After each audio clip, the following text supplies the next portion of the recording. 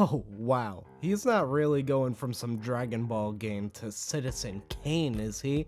It's the epitome of filmmaking. It's a visual feast. It's a timeless case study. It's a bloated, self-indulgent, and overhyped celebrity hit piece. Personally, I have had to watch this film 5 times between college and preparation for this video, and every time it gets a little harder. The story of Charles Foster Kane being robbed from his abusive childhood to be sent to some Death Note-ass guaranteed success school and ending up as an asshole as a result. This being told through the narrative frame of his past associates' retrospect. The plot revolves around Kane's last word creating a mystery for a curious detective. Why did he say Rosebud? Other than to stick it to William Randolph Hearst. More importantly, who heard him say Rosebud? We literally see him die alone at the beginning before a nurse enters. Everyone on the internet creating some phantom butler doesn't say that this film's basis is built on a complete plot hole. And what made Charles Foster Kane who he was? With this twist being given away immediately to the audience at the beginning of the film, the rest centers around you focusing on Charles going from an absolute Gary Stu to Orson Welles.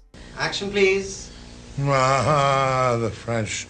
Luckily, despite the viewpoints of several characters being in play here, the characterization of Charles Foster Kane seems mostly consistent. And meanwhile, you're being treated to the best camera shots money could buy at the time, earning the film its accolade as technical marvel. From the minute the film opens, we see several beautiful scenes like this one of boats? To establish the massive magnificence of this structure built for the sake of the film, of course. After being jump scared in the first 5 minutes of the film, you get narration also telling you what you've already seen, are seeing, and will see about Xanadu. Some beautiful cinematography is not an excuse for this to be this much of a slog. Some of these scenes seem like downright stock footage in the grand scheme of the movie, not sufficiently saying much about the character to excuse the camera's lingering over any moment it has a right to. Orson surely knew what he was doing when it came to creating cinematography, but I believe his magnum opus has suffered from the George Lucas effect.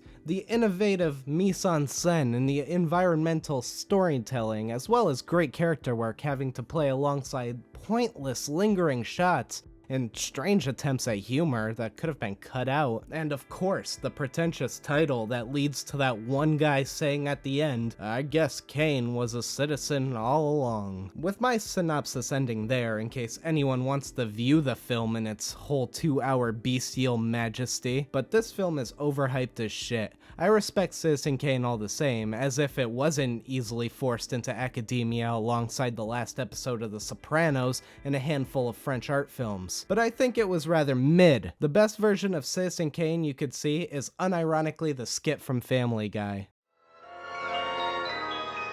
Rosebud. Is his sled. It was his sled from when he was a kid. There, I just saved you 2 long boobles.